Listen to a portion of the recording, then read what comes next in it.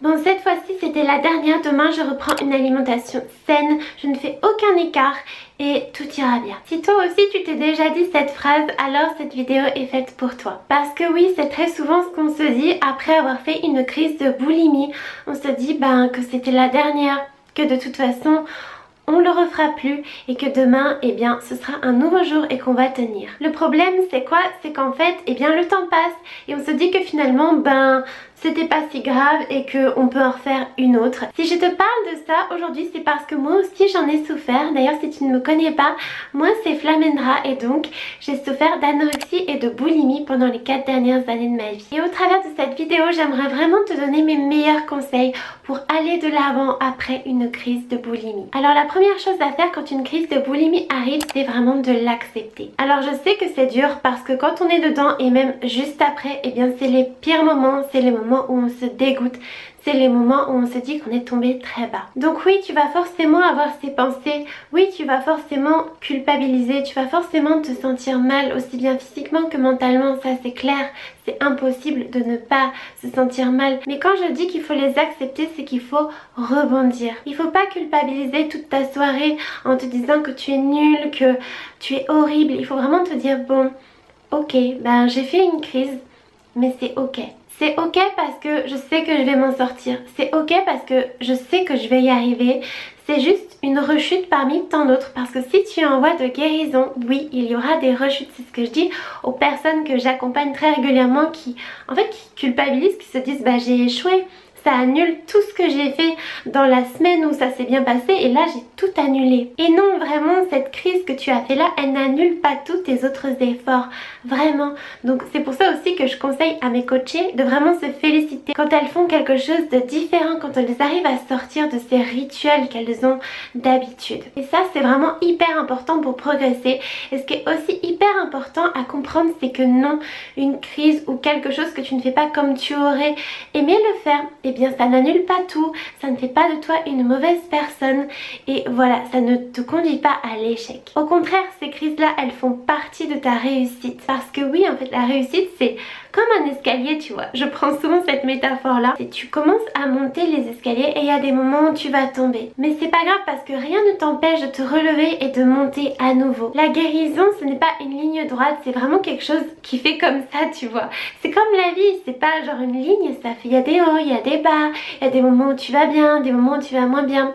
Là c'est pareil. Déjà quand tu te mets ça dans la tête, tu verras, tu culpabiliseras beaucoup moins longtemps, tu vas beaucoup plus rebondir. Moi je me souviens quand je faisais une crise, je me disais je suis pas très fière de moi, ça c'est clair, mais ça fait partie du cheminement, ça fait partie du process. Je suis humaine et je vais y arriver. Donc toi aussi n'hésite pas à te dire ces petites phrases, je pense que ça pourra beaucoup t'aider. Ensuite la deuxième chose à faire, et je sais c'est très difficile surtout au départ, c'est de ne pas chercher à compenser. C'est-à-dire de ne pas se dire là j'ai fait une crise donc demain je jeûne ou demain ce sera salade ou demain je ne mangerai aucun aliment qui me fait envie. Une journée où tu t'écris tout ce que tu as le droit de manger, tout ce que tu n'as pas le droit de manger.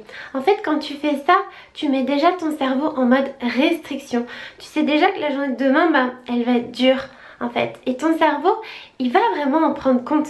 Et tu verras que demain, tu auras envie de manger encore plus d'aliments interdits parce que tu te seras déjà mis en mode restriction. En fait, quand tu fais ça, tu te remets dans le cercle vicieux des crises de boulimie parce que c'est vraiment ça en fait. C'est quand tu te restreins et que tu te prives de manger des aliments parce que tu veux compenser, tu attends, tu ne t'autorises pas à manger même quand tu as faim parce que tu sais que tu as fait ta crise la veille par exemple. Et en fait ça repart en crise. Donc c'est un vrai cercle vicieux. Et pour en sortir, il n'y a pas 36 méthodes, il n'y en a qu'une.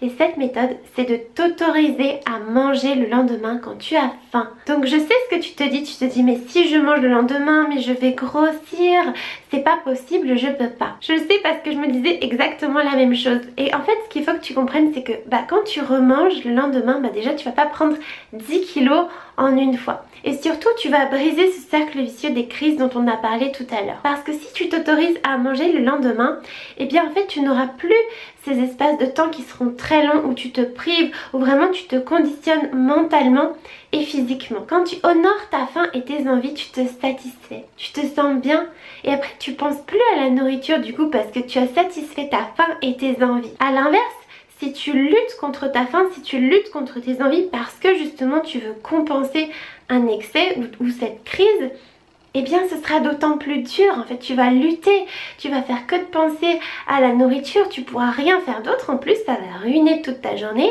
Le soir tu vas commencer à manger, au départ tu vas te dire je fais attention et tout, et tu verras, tu auras tellement faim, tu auras tellement pensé à la nourriture que ça va se transformer en crise de boulimie et ça va recommencer. Donc je sais que cette étape elle n'est pas facile et ça je le dis très souvent aux personnes que j'accompagne, c'est pas facile mais véritablement c'est la clé et je donne justement plus d'informations là-dessus dans mon programme Manger en toute sérénité. Donc si aujourd'hui tu fais ce genre de crise, si aujourd'hui tu as une relation qui n'est pas saine avec la nourriture, que tu contrôles ton poids, que tu as peur de grossir, eh bien ce programme en ligne est fait pour toi. Il est sous format vidéo et toutes les informations se trouvent dans la barre de description, donc n'hésite pas à aller jeter un coup d'œil. La troisième chose à faire, c'est quelque chose qui se pratique sur le long terme, c'est en fait de rester patient et bienveillant avec toi-même. Tes crises ne vont pas disparaître du jour au lendemain, ça va prendre du temps, tout simplement parce qu'il faut reprogrammer ton cerveau, il faut reprogrammer tes habitudes. Et on le sait, changer ses habitudes, changer sa façon de penser, eh bien ça peut prendre énormément de temps. D'ailleurs si tu as déjà suivi un de mes programmes ou si je t'ai déjà accompagné en coaching, eh bien tu verras que c'est la première chose que je te dis, d'être patient et bienveillant avec toi-même. De ne pas continuellement te blâmer pour les choses que tu ne fais pas bien parce que déjà tu essaies, tu mets tous tes efforts et c'est ça qui compte. Mais bien sûr tout ça ne suffit pas, il faut vraiment faire un travail sur toi-même pour comprendre en fait d'où ça vient, pourquoi tu fais ces crises, parce que bien entendu il y a une raison biologique, c'est-à-dire le fait que tu te prives sur une longue durée, et bien tu l'as vu, ça entraîne ces crises, mais tu as aussi une raison plus profonde, une raison qui est souvent psychologique et donc il faut aller chercher dans ton passé, chercher dans tes habitudes pour comprendre d'où ça vient et aller à la source du problème parce qu'il n'y a vraiment que comme ça que tu arriveras à te libérer de ces crises. Quand tu auras fait ce travail sur toi, ce travail d'introspection, eh bien tu trouveras peu à peu ton équilibre, tu apprendras à te connaître parce que oui, ça passe aussi là-dessus, c'est aussi quelque chose que j'enseigne dans mon programme Manger en toute sérénité ou dans mes coachings. C'est essentiel de savoir qui tu es, qui tu as envie d'être, qu'est-ce que tu aimes, qu'est-ce que tu n'aimes pas, quelles sont tes forces, tes faiblesses pour pouvoir avancer. J'espère de tout cas que cette vidéo aura pu t'aider. N'oublie pas que si tu vas aller plus loin, tu peux rejoindre mon programme Manger en toute sérénité qui se trouve en barre de description. Ou sinon, tu peux aussi rejoindre les membres de ma lettre privée pour avoir plus de conseils pour bien nourrir ton corps et ton esprit. Laisse-moi un petit pouce si tu as aimé cette vidéo. Abonne-toi à la chaîne pour ne pas manquer les prochains contenus. Et moi, je te fais plein de bisous.